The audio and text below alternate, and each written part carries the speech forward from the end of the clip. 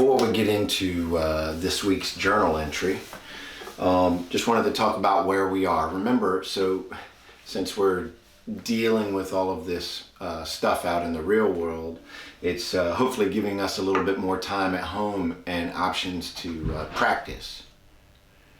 So that's what we want to be doing.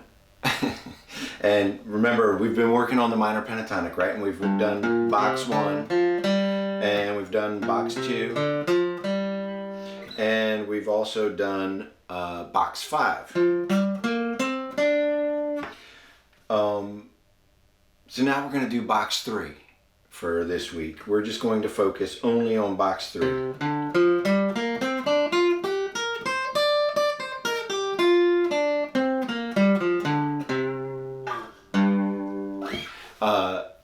And the cool thing is we know all the positions, right?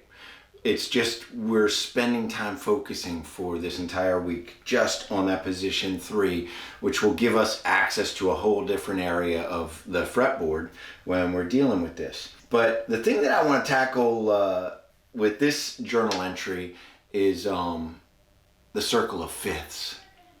So let's dive right into that.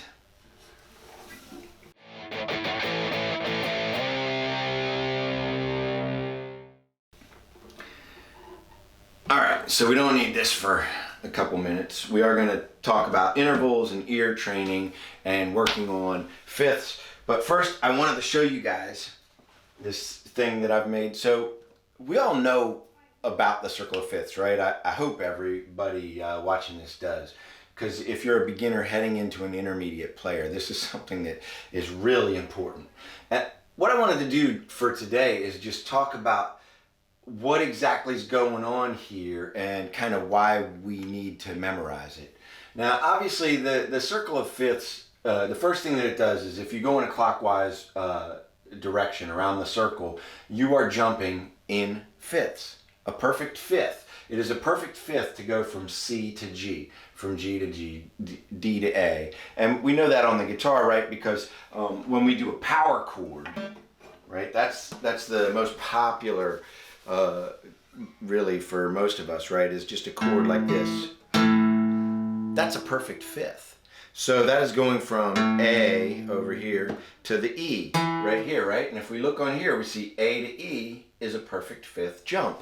And so when you play those two together, you're playing an A power chord. And that's why we say it's a perfect fifth to just go 1 string down and 2 frets over.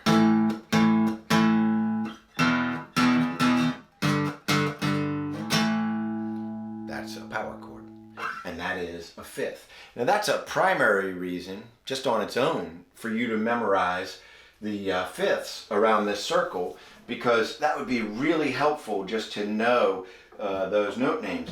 Also, if you recall, a fifth is in the minor pentatonic, so when we're doing the note names, right, then we get to that part of the scale, it'll be easier for us to know exactly where we are in it.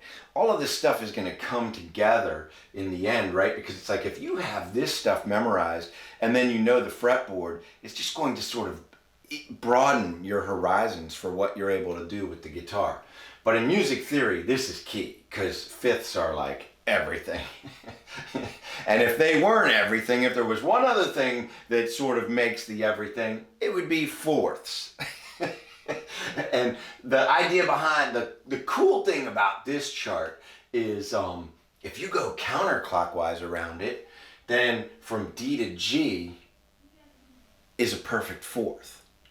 Do you see what I'm saying about how magical this thing is? I mean, if we memorize this, we've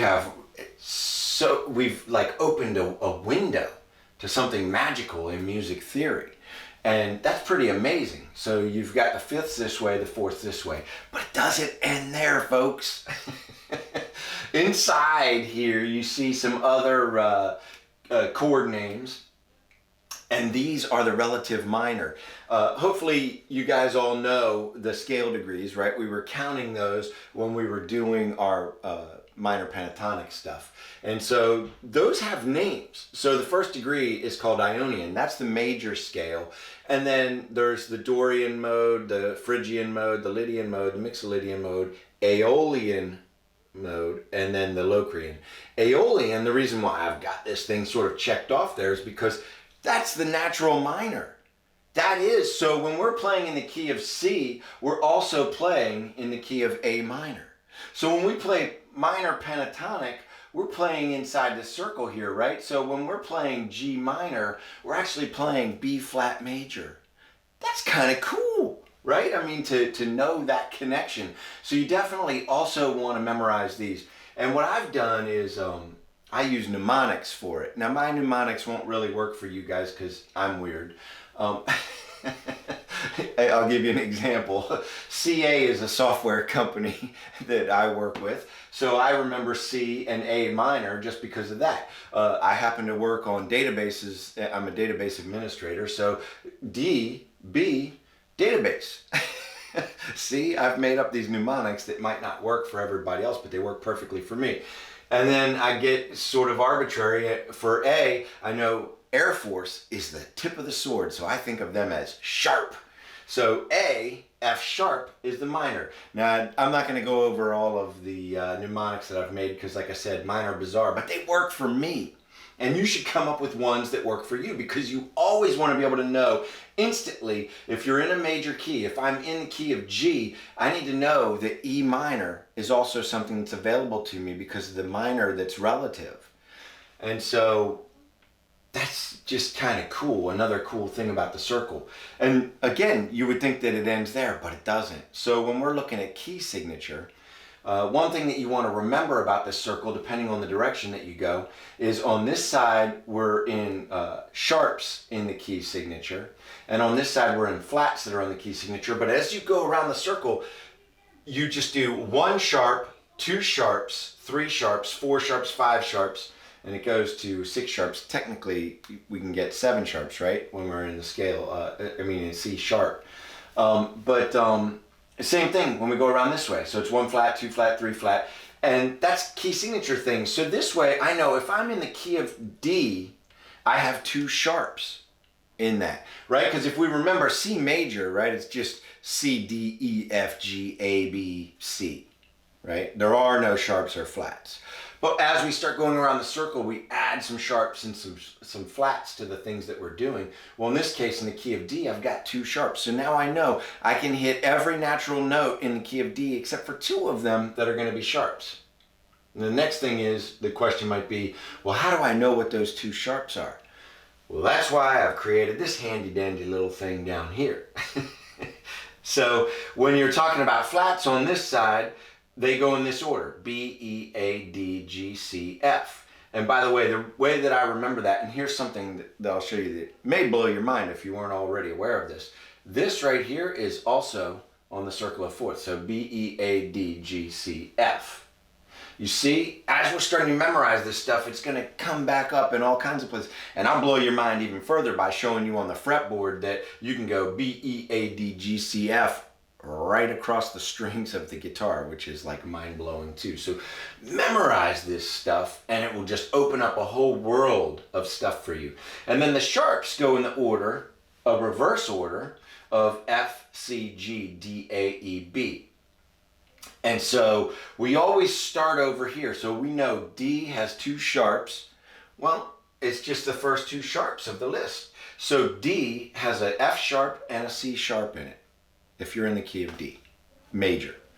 And the same thing goes for A, which has 3 sharps. So you have a F sharp, a C sharp, and a G sharp. And that's the way that it works. So if we're on this side and I'm in the key of A flat, well, I know there's 4 flats with that. So the flats that are in A flat are B flat, E flat, A flat, D flat.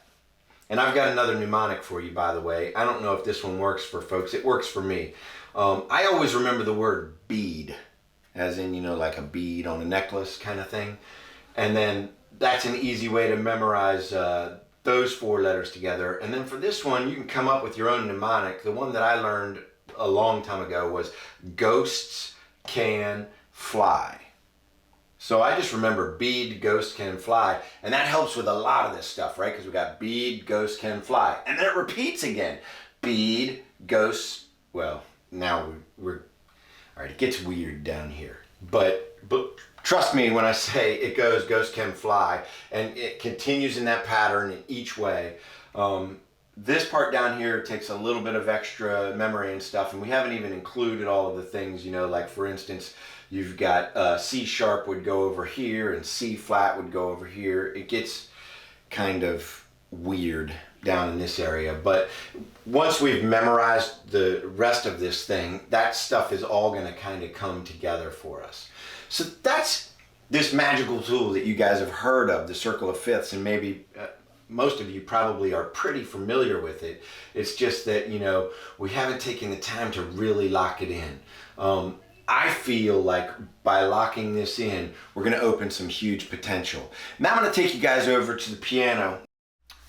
All right, I'm a firm believer in you practicing on the instrument that you're trying to learn. However, I feel like the keyboard offers us so many really cool things when we're learning music theory. So I highly encourage you, if you have a piano or keyboard, to also do some of this ear training stuff on them.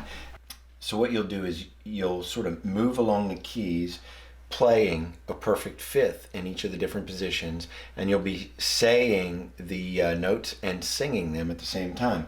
So if you recall, a perfect fifth from G was D. So if we go G, G, and then you want to play it backwards as well. D, G, sing that until you get it ingrained in your memory, and then also listen to them together, as I said, on the guitar, and see if you can't pick out the low and the high note in that,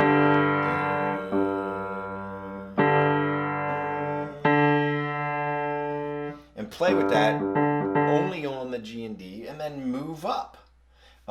And so what we would do then is just go from A, and we know that A, the next one on the circle of fifths, was an E. So